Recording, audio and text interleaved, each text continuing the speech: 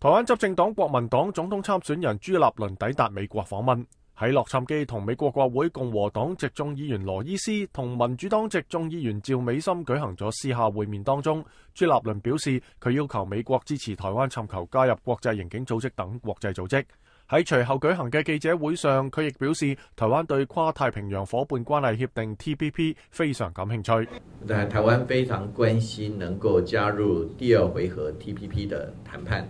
這個中間對於未來台灣的經貿發展非常的重要。朱立倫話佢亦同兩名美國國會議員討論咗美國同台灣嘅經濟夥伴關係，以及上個星期台灣總統馬英九同中國國家主席習近平嘅歷史性會面。美國非常關心兩岸關係，尤其是馬習會之後，未來如果朱立倫能夠當選的話，我們要怎麼樣在這樣的一個基礎之上來做發展？喺台灣選舉競選當中，國民黨總統參選人一直大幅度落後於在野嘅民主進步黨參選人蔡英文。作為國民黨主席，朱立倫3個星期前替換原先嘅參選人洪秀柱，成為國民黨新嘅總統參選人。美國之音電視報道。